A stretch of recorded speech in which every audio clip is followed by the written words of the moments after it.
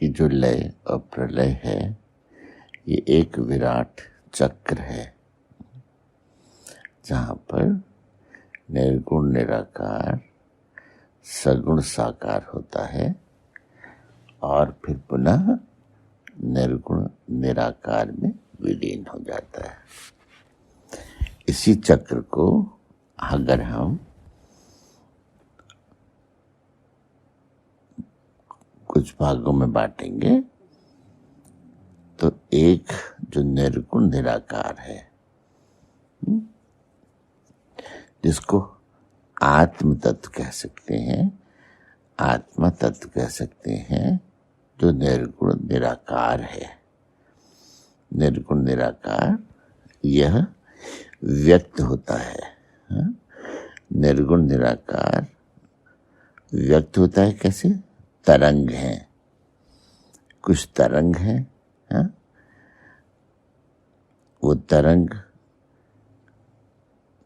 के कुछ प्रकार हैं, जैसे साउंड की वेव्स हैं, कलर की वेव्स हैं, और कुछ तरंगों के वेव्स के प्रकार हैं।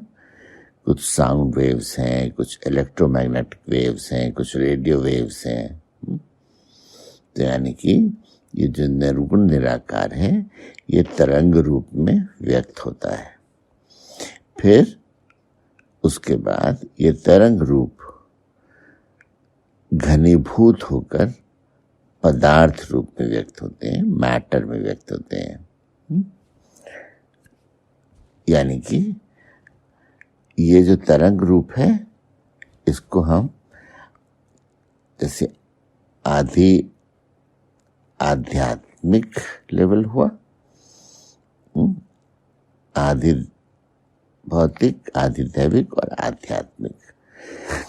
तो ये जो पहला निर्गुण निराकार है ये आध्यात्मिक, उस पूरे चक्र का वो कर्व हुआ जिसको हम आध्यात्मिक कह सकते हैं, आत्मिक लेवल कह सकते हैं। इसके बाद जब ये तरंग रूप में है ना, वो साउंड वेव्स हो, इलेक्ट्रोमैग्नेटिक वेव्स हो, रेडियो वेव्स हो, कलर्स हो, तो ये आदि दैविक तत्व हुआ। जैसे देवता शब्द जो है वो दिव धातु से बनता है। दिव माने होता है ऊर्जा, प्रकाश। इसका मतलब केवल टर्मिनोलॉजी का फर्क है। अगर उसके भावार्थ में जाएंगे, उसके मर्म में जाएंगे तो चीजें बहुत सरल रूप में क्लियर हो जाएंगी। तो जो आदि दैविक रूप है तो देवता दिव तत्व से बनता है। दिव माने ही होता है ऊर्जा, प्रकाश। इसका मतलब वो फील्ड जो नॉन मैटर है, लेकिन उसमें एनर्जी लाइव है। अब वो एनर्जी साउंड लेवल में हो सकती है, इलेक्ट्रोमैग्नेटिक फील्ड्स में हो सकती है, उसकी वेव्स हो सकती हैं, रेडियो वेव्स हो सकती हैं, लाइट की वेव्स हो सकती हैं, और यहाँ से तरंग जो है पदार्थ रूप में बदलने की प्रक्रिया शुरू हो जाती है। जैसे लाइट की जो रेज होती हैं उसको जब साइंटिफिकली देखते हैं तो वो फोटोन है, वो वेव भी है और वो पार्टिकल भी है। इसका मतलब वो तरंग भी है, वो पदार्थ भी है। यानी कि अब ये एक ही चीज डुअल दो बिहेव करती है। पार्टिकल भी है, ग्राफ की एक तरफ वो पार्टिकल है, एक तरफ वेव है।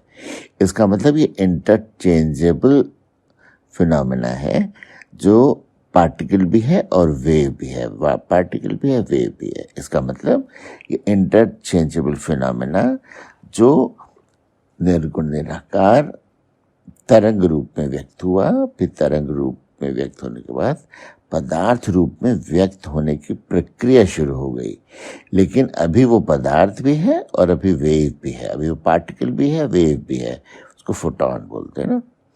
तो अब यही चीज जब पूर्ण रूप से पदार्थ रूप में व्यक्त हो जाती है, जैसे हम जानते हैं कि कोई भी प्लांट है वो क्लोरोफिल की वजह से फोटोसिंथेसिस होती है और वो लाइट से अपना फूड जनरेट कर लेता है।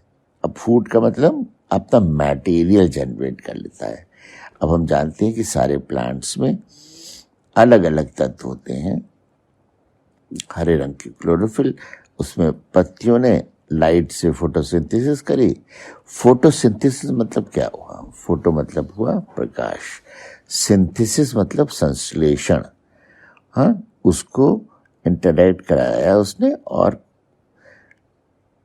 सिंथेसाइज करके कुछ मैटर बना।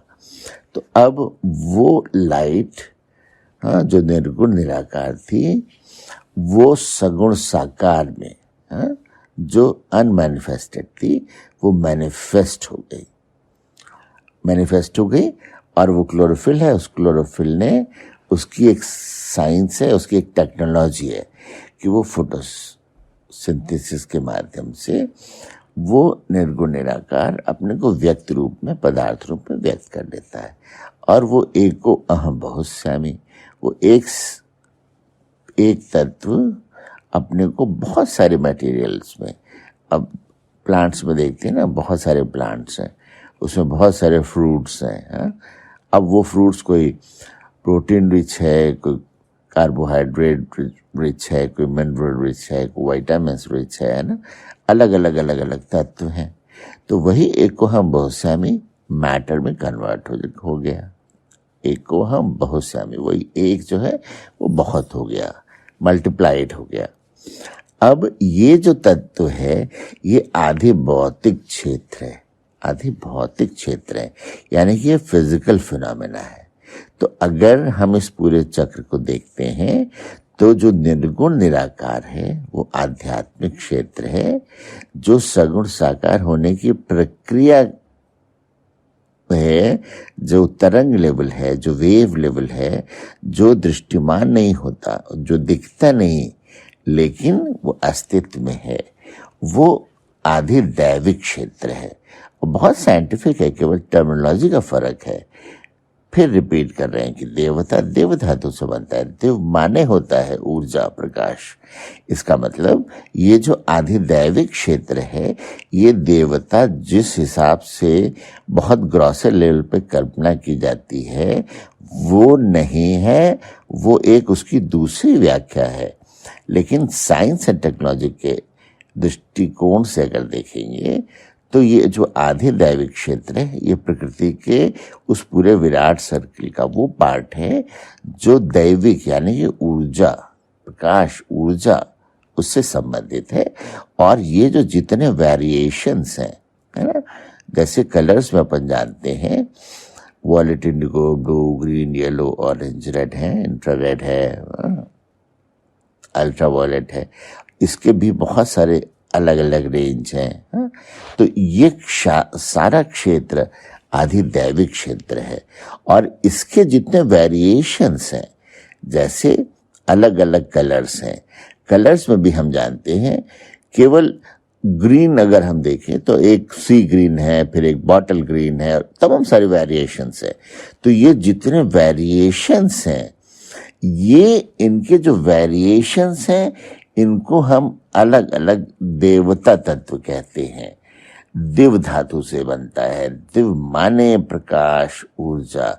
तो ये जो निर्गुण निराकार सगुण साकार होने की प्रक्रिया में जो वेरिएशंस धारण करता है, जो वैरायटीज हैं उनकी, बहुत सारी फ्रीक्वेंसीज है ना, 18-20 फ्रीक्वेंसी पर सेकेंड से 20,000 फ्रीक्वेंसीज पर सेकेंड तक ये ऑडिबल रेंज है।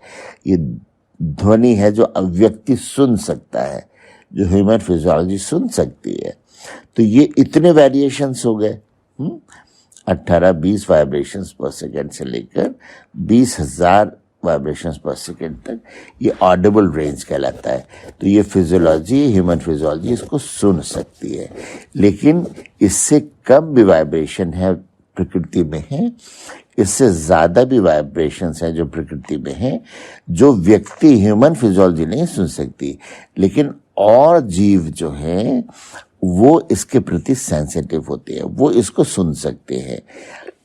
अब जैसे नेचुरल फिनोमेना होते हैं, बहुत सारे जीव जंतु वो सारे जो फ्यूचर में होने वाली हैपनिंग्स हैं, भले वो वॉल्केनिक इरप्शंस हो, भले अर्थक्वेक्स हो, हैवी रेन्स हो, है ना, बहुत सारी और चीजें हैं जिनको कि वो सेंस कर सकते हैं। जिनको वो सेंस कर सकते हैं, वो कैसे सेंस करते हैं? क्योंकि जो भी कोई घटना होने जाती है, जब घटना हो जाती है तब तो वो साउंड में व्यक्त हो गई, लेकिन ये तो मैनिफेस्टेड फिनोमेना है, लेकिन उसका एक अनमैनिफेस्टेड फिनोमेना है कि जब वो घटना, वो इवेंट घटने जा रहा है, उसके घटने के पहले की एक प्रक्रिया है। अगर अर्थक्वेक आ रहा है तो वो एक टेंशन बिल्ड हो रहा है, दो प्लेट के कोलिजन का एक फिनोमेना डेवलप होने जा रहा है। लेकिन ये जो फिनोमेना डेवलप होने जा रहा है, ये फ्यूचर्स में जो होने जा रहा है, वो प्रेजेंट में कोई घटना, कोई फिजिकल प्रक्रिया है, उसका परिणाम है वो कोलिजन। तो ये जो प्रक्रिया है, जो अभी निर्गुण निराकार है, जो व्यक्त होगी सगुण साकार में, एक कोलिजन में, एक वॉल्केनिक इरप्शंस में, एक हैवी रेन्स में, टाइफून में, तमाम सारे अलग अलग नेचुरल डिजास्टर्स में, तो ये जब डिजास्टर हो जाता है तब वो प्रक्रिया व्यक्त प्रक्रिया है। लेकिन इसके पहले जो टेंशन बिल्ट होता है, इसके पहले जो प्राकृतिक एक्युमुलेशंस होते हैं, इनकी जो एक प्रक्रिया है संगठित होने की, उस परिणाम तक जाने की, इस प्रक्रिया की भी एक पॉसिबिलिटी है, इस प्रक्रिया के भी एक वेरिएशंस हैं वाइब्रेशंस के। इन वाइब्रेशंस को या इन कोई बहुत डिफरेंट टर्मिनोलॉजी में कह सकते हैं, जो कि हो सकता है अभी समझने में हमको उतनी आसानी ना हो, लेकिन जिनको हम दूसरे साइकोलॉजिकल टर्म्स में अभी यूज करते हैं, उनको फिजिक्स के टर्म्स में नहीं यूज करते, उनको पैरासाइकोलॉजिकल मेटाफिजिकल टर्मिनोलॉजी में यूज करते हैं ना। कि जैसे क्लियरवॉयंट्स होते हैं जो आने वाले फ्यूचर की चीजों को सेंस कर सकते हैं, प्रेडिक्ट कर सकते हैं। एक विद्या है एस्ट्रोलॉजी, जो फ्यूचर में होने जा रही है चीज, उसको प्रेडिक्ट कर सकती है। एक अच्छा किसान है, अ वेरी गुड फार्मर, वो ऋतु को देख के बता सकता है कि अभी फसल कैसी होने जा रही है। वो पेड़ को देख के बता सकता है कि ये स्वस्थ पेड़ है, उसमें इस तरह के फल निकलेंगे।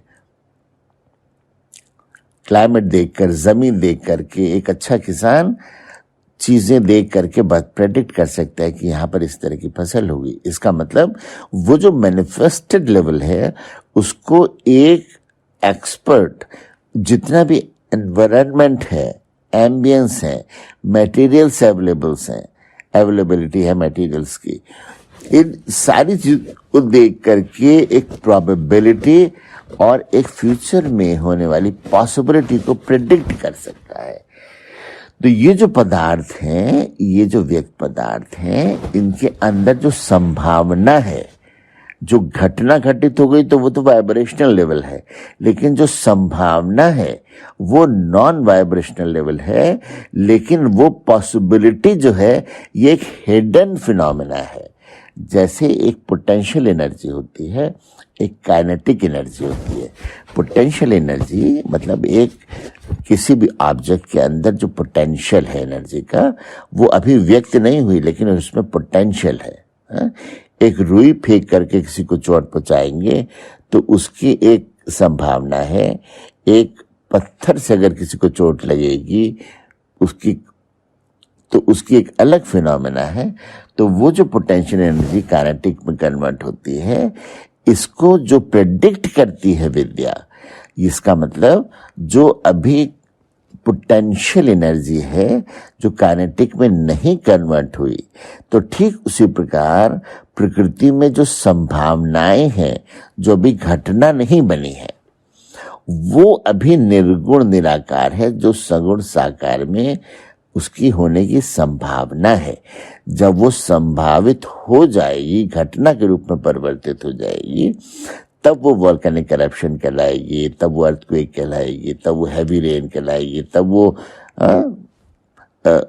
सेस्मिक जितनी चीज़ें हैं वो कहलाएंगी, टाइफून्स कहलाएंगे, तमाम सारी चीज़ें कहलाएंगी।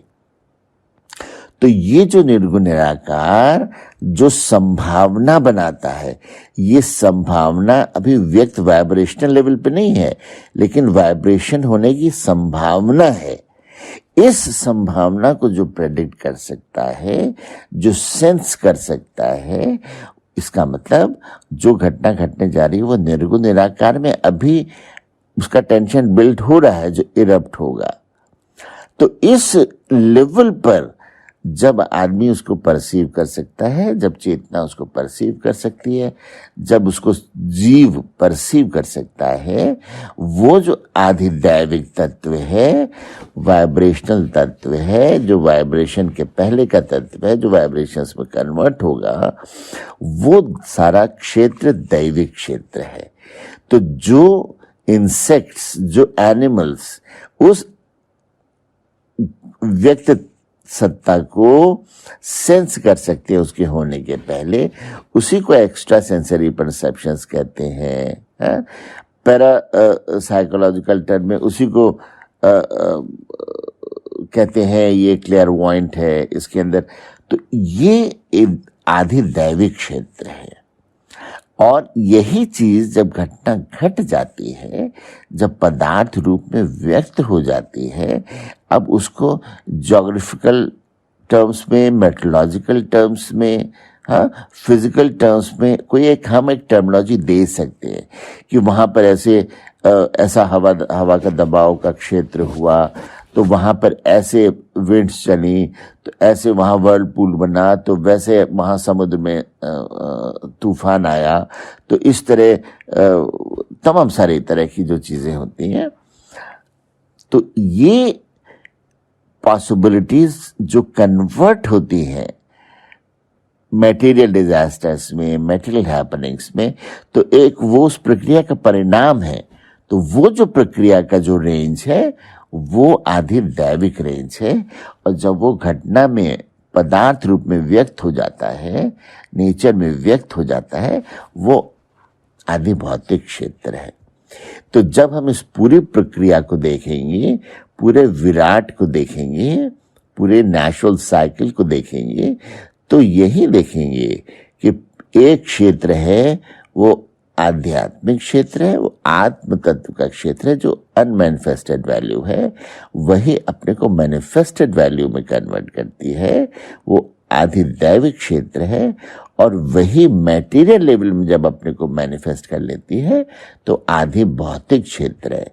और फिर ये पुनः जब विलीन, जैसे शरीर से जब आत्मा या वो ऊर्जा या वो ऊष्मा या वो पावर जो इस मटेरियल बॉडी को फंक्शनल रखती है, जब वो इससे अलग हो जाती है, तब यही बॉडी इट स्टॉप्स फंक्शनिंग, ये काम नहीं करती।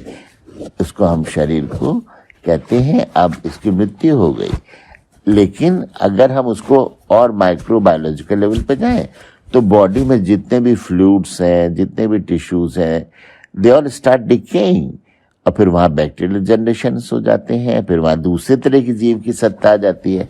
ये जो शरीर है वो उस रूप में मानव शरीर के रूप में जीवित नहीं रहता, लेकिन उसको बायोलॉजिकल लेवल में जाए, अगर हम उसको छोड़ दें तो वो बायोलॉजिकल डिसऑर्डर्स डेवलप हो जाएंगे, तमाम दूसरे तरह के बैक्टीरिया डेवलप हो जाए। यानी कि वो जीव जो मानव शरीर के रूप में जीवित नहीं रहा, लेकिन अगर बायोलॉजिकल लेवल पर देखें तो उसके अंदर जितने फ्लूइड्स हैं, जितने ऑर्गेनिक चीज़ें हैं, स्किन है, ब्लड है और फ्लूइड्स हैं, वो दे स्टार्ट डिकेइंग, फिर उसमें दूसरे तरह के बैक्टीरियाज डेवलप हो जाते हैं। तो एक रूप में देखें तो वो जीवित नहीं है, दूसरे रूप में बैक्टीरियाज के लेवल पे देखें कि इतने ट्रिलियन सेल्स होते हैं, इतने तो वो उस लेवल पे वहाँ दूसरे तरह का इन्फेक्शन फंक्शन, बैक्टीरियल जनरेशन शुरू हो जाता है। यानी दूसरे तरह वो जीव का रूपांतरण हो जाता है। फिर वो it stops functioning like human physiology, but it starts functioning as a different bacterial level ना।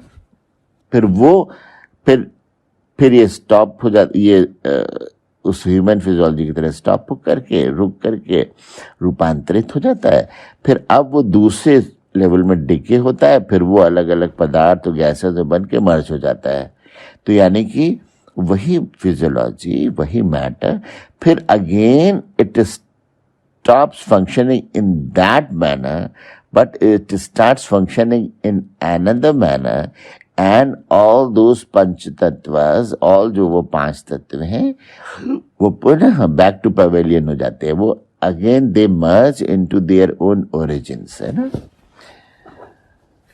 तो जैसे हम आयरन को भी देखते हैं, लोहा है, लेकिन जब नेचर में एक्सपोज्ड होता है तो ऑक्सीडाइजेशन होता है, फिर वो चाहे जितना सॉलिड लोहा, ग्रेजुअली उसमें जंग लग जाता है, फिर उसके पार्टिकल्स धीरे धीरे धीरे धीरे वेदर, तो वो पूरा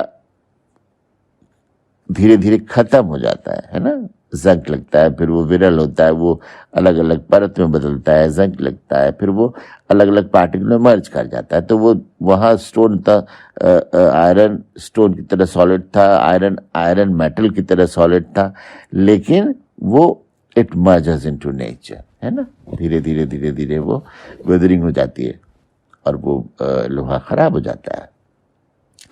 तो वो कहाँ जाता है? वो again it goes back to pavilion, उसका जो ओरिजिनल पवेलियन था वहाँ वो मर्ज हो जाता है। वो ग्रेजुअली पार्टिकल्स में, पार्टिकल्स के बाद वेव्स में, और वेव्स के बाद फिर पुनः उसी यूनिटी कॉन्शियसनेस में, उसी निर्गुण निराकार में मर्ज हो जाता है। तो इस पूरी जब प्रक्रिया को समझते हैं तो बहुत सरल है ये पूरा। जब हम उसको ग्रॉसर लेवल को केवल एक रूप में देखेंगे, मैनिफेस्टेड लेवल को एक रूप में देखेंगे, अनमैनिफेस्टेड रूप को अलग रूप में देखेंगे, जो अनमैनिफेस्टेड है वो जब मैनिफेस्ट होने के प्रोसेस में है उसको अलग रूप में देखेंगे, तो हमको ये सारा वैभिन्न दिखेगा, ये सारा डिफरेंशिएशन दिखेगा, ये सारा अलगाव दिखेगा, है ना।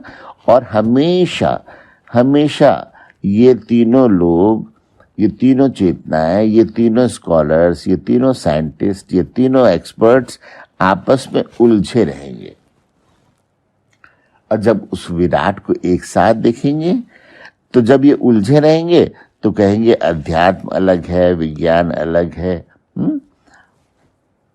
साइंस अलग है, टेक्नोलॉजी अलग है, साइंस की फिलॉसफी अलग है, हाँ।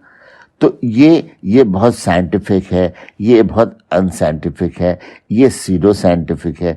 ये सारे उलझाव तभी रहेंगे जब हम इस विराट प्रकृति को पूर्णता से नहीं देखेंगे।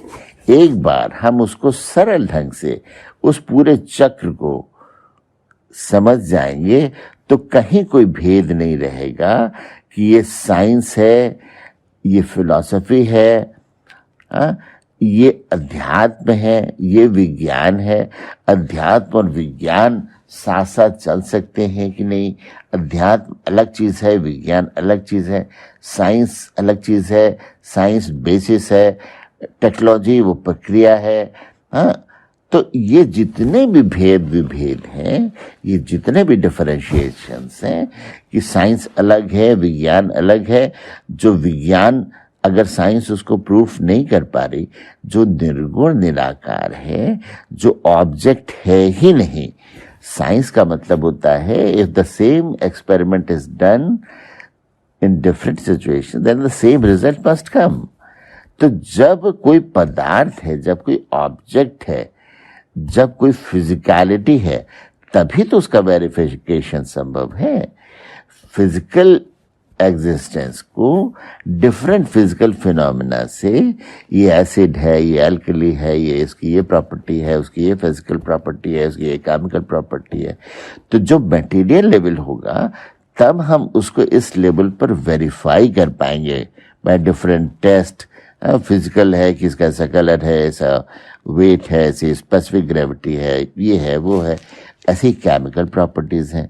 तो ये सारी चीजें तब संभव हैं जब हम उसको मटेरियल प्लेन पे जज करेंगे। जब वही मटेरियल अभी मटेरियल रूप में व्यक्त नहीं हुआ, फोटोसिंथेसिस के पहले वो लाइट की रे है, उस लाइट की रे के पहले वो जो निर्गुण निराकार तत्व है, तो जहां पर वो निर्गुण निराकार है, अनमैनिफेस्टेड है, जहां वो तत्व है ही नहीं, तो जहां कुछ है ही नहीं, उस कुछ नहीं को किस कुछ नहीं से रिएक्ट कराकर कुछ रिजल्ट प्राप्त कर सकते हैं। How can we verify something which is not there? तो anything which is non existent, how can it be checked और एक्सपेरिमेंटेड और tested by any actions, reactions और एक्सपेरिमेंट्स? तो वो जो निर्गुण निराकार लेवल है, वहां पर कोई प्रयोग संभव ही नहीं है। तो जब कोई निर्गुण निराकार के लेवल पर कोई प्रयोग संभव नहीं है, तो हम उसको वेरीफाई कैसे करेंगे?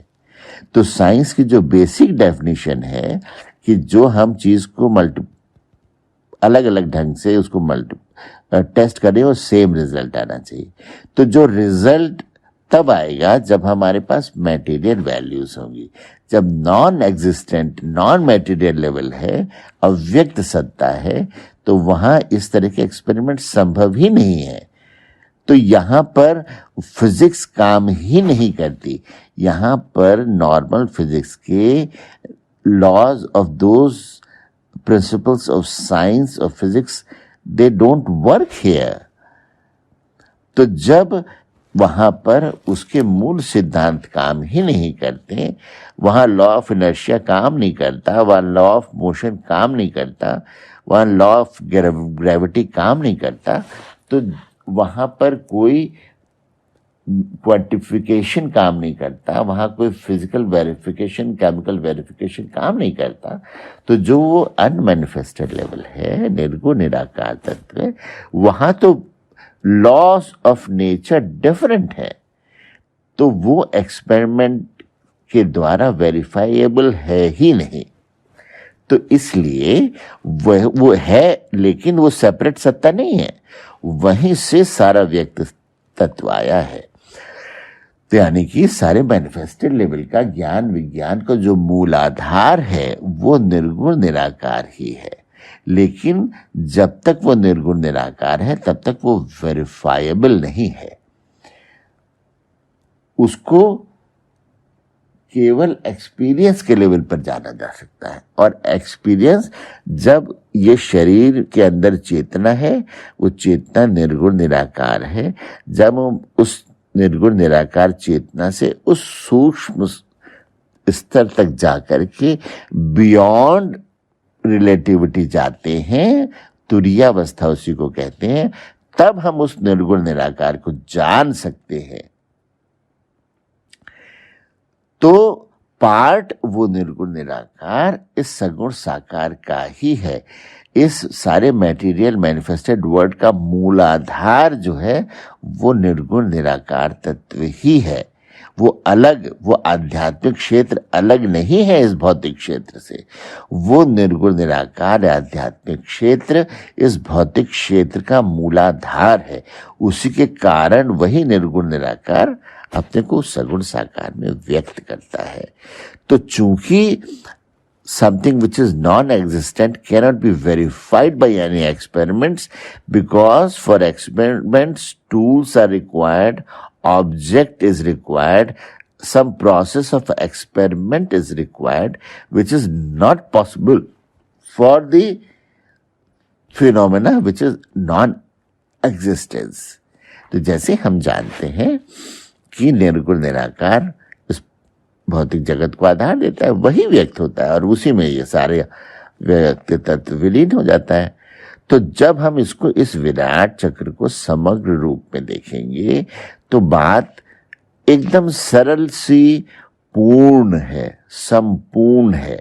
जब हम विराट की दृष्टि से देखेंगे कि ये निर्गुण निराकार व्यक्त व्यक्त सगुण साकार में व्यक्त हुआ और पुनः उसी में विलीन हो जाता है।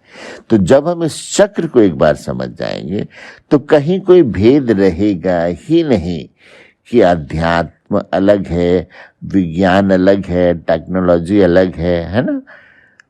वही सिंपल ज्ञान प्राप्त हो जाएगा कि कहीं कोई भेद नहीं है।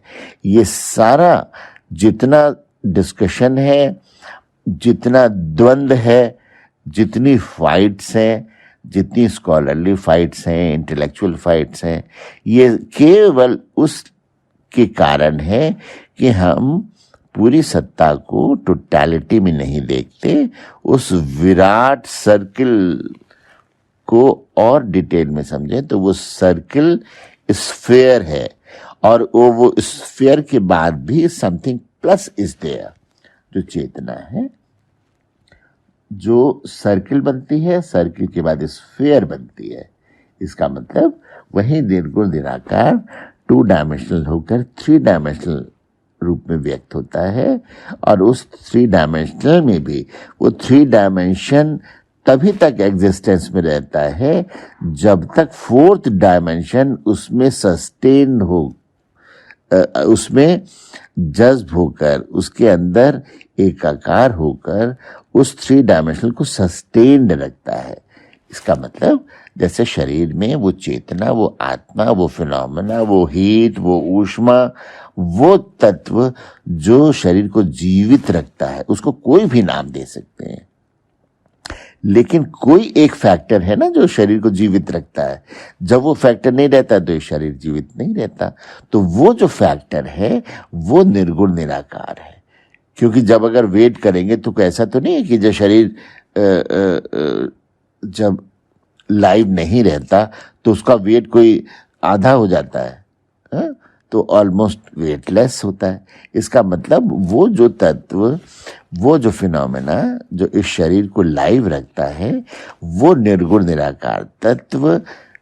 इसीलिए हम कह रहे हैं कि ये निर्गुण निराकार सर्किल 2 डायमेंशन, मतलब वो जो डायमेंशन लेस है वही डायमेंशंस में व्यक्त होता है। वो 2 डायमेंशनल है, 3 डायमेंशनल है, और वो 3 डायमेंशनल विद समथिंग प्लस है। जैसे शरीर है, शरीर के अंदर वो निर्गुण निराकार चेतना है। शरीर 3 डायमेंशनल है, लेकिन इसको लाइव रखने के लिए उस 4th डायमेंशनल तत्व की जरूरत होती है जो वेरीफाइबल, क्वांटिफाइबल, वेएबल नहीं है, वही इसको जीवित रखता है। इसका मतलब इस 3 डायमेंशन को, इस 3 डायमेंशनल वैल्यू को सस्टेन रखने के लिए एक निर्गुण निराकार 4 डायमेंशन वैल्यू चाहिए, और वो तत्व वही आध्यात्मिक क्षेत्र का तत्व है। तो इस पूरे विराट को जब हम समझेंगे तब समझ जाएंगे, बहुत सरलता से समझ जाएंगे कि सगुण साकार को निर्गुण निराकार ही सस्टेन करता है। तो यानी कि ये दोनों एक दूसरे के, ये सारी चीजें एक दूसरे का पूरक हैं। तब हमको बहुत सरलता से चीज क्लियर हो जाएगी कि विज्ञान अलग नहीं है अध्यात्म से। Science is not different than the spirituality. अध्यात्म सारे सगुण साकार जगत को आधार देता है, उसको सस्टेन रखता है, और वही कारण बनता है पुनः इस मटेरियल वैल्यू को नॉन मटेरियल वैल्यू में मर्ज होने से। तो इसका मतलब इसी को लय और प्रलय कहते हैं। जैसे समुद्र में लहर उठती है फिर समुद्र में मर्ज हो जाती है। तो ये निर्गुण निराकार का जो स्पंदन है वही व्यक्त सत्ता है, वही मटेरियल वैल्यू है। When again it goes back to its pavilion, to its source, then it's called प्रलय। और फिर यही सगुण साकार पुनः निर्गुण निराकार में विलीन हो जाता है। तो जब इस विराट को हम समझेंगे एक साथ कि कैसे निर्गुण निराकार सर्किल में व्यक्त होता है, वो single dimension, dimensionlessness, single dimension, 2 dimension, 3 dimension में व्यक्त होती है, और फिर उस 4 डायमेंशन के उसमें समाहित रहने के कारण सस्टेन रहती है। उसके बाद फिर ये पुनः कैसे उसमें विलीन हो जाती है। जब इस पूरे चक्र को समझ जाएंगे तो कोई भेद नहीं रहेगा कि विज्ञान अलग है, अध्यात्म अलग है, मटेरियल अलग है, नॉन मटेरियल अलग है। यही पूरी सत्ता उस दर्शन का क्षेत्र है ना। दर्शन मतलब होता है visualisation. Visualisation is not material phenomena. You are seeing something which is getting imprinted in your psyche, in your brain, and you see it. तो ठीक उसी प्रकार इसको दर्शन इसलिए कहते हैं क्योंकि उसको, उस पूर्ण तत्व को यदि जानना है तो वो जो निर्गुण निराकार है उसको त्रैगुण, go beyond this 3 dimensional values. जब इस निर्गुण निराकार से हम ऊपर जाते हैं तब उससे एकाकार होते हैं, तब उसको समझ पाते हैं। उसको ज्ञान इंद्रियों से, कर्म इंद्रियों से नहीं समझा जा सकता, उसको मटेरियल वैल्यू से नहीं समझा जा सकता, उसको मटेरियल लेवल के परे जाकर ही समझा जा सकता है, उसको जाना जा सकता है, अनुभव किया जा सकता है। और इसीलिए टोटलिटी को समझने के लिए स्पिरिचुअलिटी को जानना जरूरी है। और वो स्पिरिट, वो चेतना, वो निर्गुण निराकार तत्व जानने से ही अनुभव किया जा सकता है। और इस पूरे क्षेत्र को, जब इस पूरे चक्र को हम समझ जाएंगे तो कोई द्वंद नहीं रहेगा, सुद्वंदातीत हो जाएंगे। ये जो इस 3 डायमेंशनल वर्ड को समझ जाएंगे तो त्रिगुणातीत हो जाएंगे, है ना। और इस भाव का जो जगत है, इस भाव के जब परे जाएंगे, यानी कि भावातीत होंगे, ट्रांसेंड करेंगे इस मटेरियल वैल्यू से, तब हम इस टोटलिटी को बहुत अच्छे से अनुभव करके समझ पाएंगे।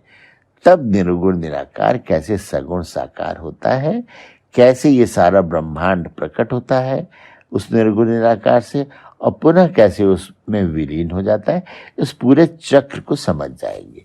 तो जब इस पूरे चक्र को समझ जाएंगे तो कहीं कोई द्वंद नहीं रहेगा, हाँ, कहीं कोई द्वैत नहीं रहेगा। तो जिस अंडरस्टैंडिंग में, जिस चेतना में, जिस लेवल ऑफ कॉन्शियसनेस में वो चेतना एस्टैब्लिश्ड होगी, उसी को कहते हैं अद्वैत, विच इज नॉट टू। उस अद्वैत में स्थित हो जाएंगे तो इस पूरे विराट को समझ जाएंगे। तब कहीं कोई द्वंद नहीं रहेगा, न किसी साइंस एंड टेक्नोलॉजी और फिलॉसफी और स्पिरिचुअलिटी में भेद रहेगा। तब उस विराट दृष्टि को जब हम समझेंगे तब हमको समझ में आएगा कि ये जितना ग्रॉसर लेवल पे डिस्कशन है, कॉन्फ्लिक्ट है, हाँ, तमाम डेफिनेशंस का भेद है, ये जितना द्वंद है, हाँ, साइंटिस्ट और फिलोसोफर्स और स्पिरिचुअलिटी, इन सब का जितना भी भेद है, तब हमको समझ में आ जाएगा कि ये जो साइंटिफिक कह करके जो चीजें फैलाई गई, ये कितनी अनसाइंटिफिक हैं, कितनी पार्शल हैं, कितनी टोटलिटी में नहीं है। ये जिस चीज को हम अनसाइंटिफिक कहते हैं, इसका मतलब ये कितनी, वो साइंटिफिक अप्रोच कितना अनसाइंटिफिक है। जो जिस चीज को नहीं समझ पाता उसको अनसाइंटिफिक कहता है, उसको बियॉन्ड साइंटिफिक नहीं कहता। तो जब हम ये साइंटिफिक और नॉन साइंटिफिक और सीडो साइंटिफिक अप्रोच को समझना चाहेंगे तो हम ये बहुत आसानी से समझ सकेंगे कि ये केवल उस विराट को टोटलिटी में न देखने के कारण पैदा हुआ भ्रम है। और ये कितना अनसाइंटिफिक है, किसी भी चीज को टोटलिटी में न देखकर, पार्शियल वैल्यू में देखकर कॉन्फ्लिक्ट में ही रहना, कॉन्फ्लिक्ट ही क्रिएट किए रहना, इंटेलेक्चुअल डिस्कशंस क्रिएट किए रहना, डिफरेंट डेफिनेशंस क्रिएट किए रहना, डुअलिटी क्रिएट किए रहना, ये कितना अनसाइंटिफिक है, ये कितना अनटोटलिटेरियन चीज है ना। तो तो इसका मतलब कहीं कोई भेद नहीं है, वही निर्गुण निराकार सगुण साकार रूप में व्यक्त होता है सारे ब्रह्मांड व्यक्त सत्ता में प्रकृति की, और पुनः उसी में विलीन हो जाता है।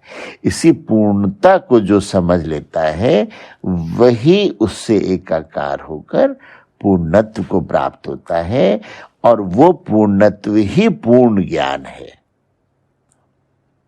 वही पूर्णत्व जो है वो पूर्ण ज्ञान है, जिसको अपनी स्पिरिचुअलिटी उस टेक्स्ट में, जिसको हम स्पिरिचुअल टेक्स्ट कहते हैं, उन सारे टेक्स्ट में उसी को पूर्ण ज्ञान कहते हैं। इसीलिए उसको आंशिक ज्ञान नहीं कहते, कि उसको पूर्ण ज्ञान कहते हैं।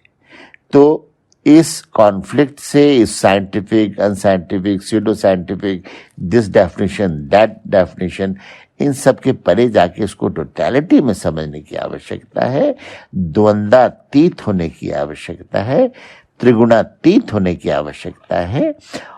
तब ही हम उस पूरी विराट को, उस टोटलिटी को, निर्गुण निराकार कैसे सगुण साकार होता है, पुनः उस निर्गुण निराकार में विलीन होता है, इस पूरे चक्र को समझ जाएंगे तो कोई भेद नहीं रहेगा, और यही चीज पूर्णतः साइंटिफिक होगी, जो बियॉन्ड डेफिनेशंस होगी, बियॉन्ड डुअलिटी होगी, यूनिफाइड होगी, टोटलिटी में होगी। यही पूर्ण ज्ञान है, और इसको समझने की आवश्यकता है।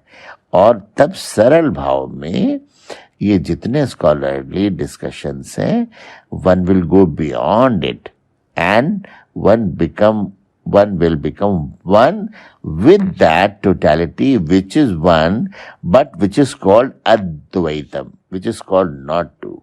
Or that is the unified level, that is the level of totality that can be known only by experience, not by experiments, because there is no object subject there. There is no process of experiment possible there. So just by being that, one can understand that, and then all the scientists and philosophers and all these intellectuals, they'll become one. They'll come on the same platform. Then only they'll understand the totality and unified totalitarian view that is beyond discussions, beyond duality. And that is the thing, that totality can be understood by being in totality. So this is called total knowledge.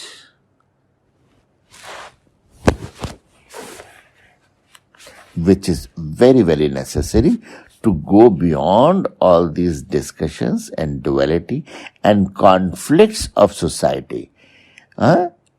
If we see, then we'll very easily find out that all the conflicts, whether it is on racial terms, on political terms, on intellectual terms, on philosophical terms, or so-called science and technological terms, all these dualities and conflicts are because things are not being perceived in totality.